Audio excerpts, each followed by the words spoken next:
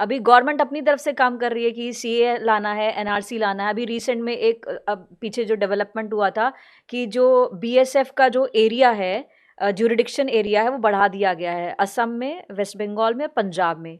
लेकिन पंजाब को इससे थोड़ी दिक्कत हुई है तो सुप्रीम कोर्ट भी पहुंचा है। इसका फायदा क्या होगा? 15 किलोमीटर से ज्यूरिडिक्शन बढ़ा के 50 किलोमीटर कर दिया गया। गुजरात में कम किया गया, 80 से 50 कर दिया। देखिए, गुजरात में इसलिए कम किया होगा क्योंकि गुजरात सुरक्षा की दृष्टि से काफ़ी, वहाँ के लोग और वहाँ की जो स्थिति है वो बहुत स्ट्रांग है। वो एक ऐसे, वो श्री कृष्ण की भूमि है। 5000 साल पहले वो वहाँ पे थे, तो उसका असर है। गुजरात के कण कण में श्री कृष्ण हैं। वो अभी भी लोगों ने वहाँ पे जीवित रखे हुए हैं, तो वो सुरक्षा कर लेते हैं अपने आप। गुजराती लोग आप छू के देखिए वहाँ पर, तो वो सारे खड़े हो जाएंगे और अपने देश को बचाएंगे।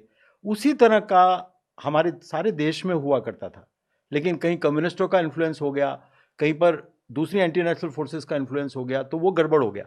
अब जैसे बांग्लादेश बॉर्डर से इतने सारे लोग यहाँ पर आ गए, तो बीएसएफ के हाथ में जितनी, देखिए जो इंटरनेशनल बॉर्डर है उससे पहले 10 किलोमीटर तक का होता था, अब वो 50 किलोमीटर तक का कर दिया है। तो अब वो क्या है कि उतना ही मुश्किल हो गया घुसपैठियों के लिए। नहीं तो 10 किलोमीटर के बाद का जो एरिया था उनके हाथ में नहीं रहता था। तो ये राष्ट्रीय सुरक्षा की दृष्टि से बहुत अच्छा है कि अगर बीएसएफ के हाथ में जितना लेकिन वो पंजाब गवर्नमेंट कह रही है कि हमारे हमारे ज्यूरिडिक्शन के अंदर ये एक तरीके से हस्तक्षेप है। देखिए, अब आप देखिए, मैं आपको क्या बताऊं कि इस वक्त हम लोग सब जानते हैं कि जो पंजाब की आदरणीय सरकार है ना, और उसके जो आदरणीय जो यहाँ बैठे हैं दिल्ली में, है ना, जिनके पास रोज़ समन आता है और वो कहते हैं कि जी नहीं जी मैं नहीं जाऊँगा। तो इस प्रकार के लोग, और उनके ऊपर बहुत आरोप है, बहुत आरोप है। कभी उनके ऊपर ये आरोप लगता है कि ये नक्सलाइट से जुड़े हुए हैं, उसके बहुत प्रमाण भी मिलते हैं।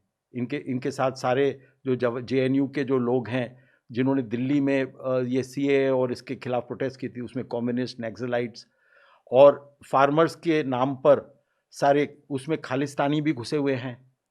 तो अब आप जो आदरणीय जो दिल्ली में बैठे हैं और जो आदरणीय पंजाब में बैठे हैं, इन दोनों आदरणीय का आप कॉम्बिनेशन कर लीजिए, तो आप क्या अपेक्षा कर रहे थे उनसे कि वो मोदी जी की तरह राष्ट्रीय सुरक्षा पे विचार करेंगे बैठ के? ऐसा नहीं है। तो उनके लिए तो ये प्रॉब्लम है ना, तो इसलिए वो इस तरह की बात कर रहे हैं। It is an evidence. आप बीएसएफ को देख के उनके लिए तो अच्छा है। और ड्रग्स आ रही है पंजाब में, पंजाब में मैक्सिमम ड्रग्स आ रही हैं, और ये ड्रग से ही टेररिज्म चल रहा है, और ये ड्रग से ही सारी जो यूथ है पंजाब की उसको अफेक्ट करने की कोशिश की जा रही है। हरियाणा में भी कोशिश की जा रही है। तो बीएसएफ के रहने से इन्फिल्ट्रेशन और ये बात बीएसएफ ने मतलब जो कही गई है सरकार की तरफ से कि जो बीएसएफ का ज्यूरिडिक्शन है वो सिर्फ 3 ही जगह पर आता है। एक सीआरपीसी, एक नारकोटिक्स और एक तीसरा आता है इंडियन पासपोर्ट। इसके तहत जो कार्रवाई होगी वो वही करेंगे। और नारकोटिक्स मतलब वही ड्रग्स का, और दूसरा सीआरपीसी मतलब कि क्राइम।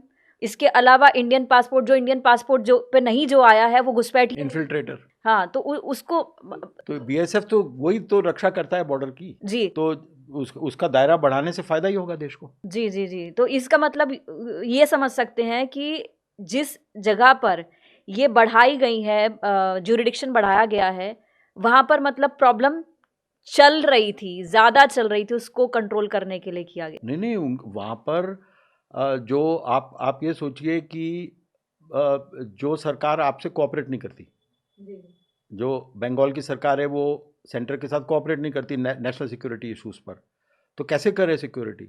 जवाबदारी तो होम मिनिस्टर के सिर के ऊपर है। जी जी जी। अमित शाह जी के ऊपर क्वेश्चन उठ जाएगा कि क्यों इतने बांग्लादेशी घुसपैठे घुस गए, तो उन्हें तो इंतजाम करना ही पड़ेगा ना। और वो डिपेंड नहीं कर सकते वहाँ की स्टेट गवर्नमेंट पे जो आइडियोलॉजिकली बिल्कुल ऑपोजिट कैंप में है। इसी तरह से पंजाब में भी ऐसा है।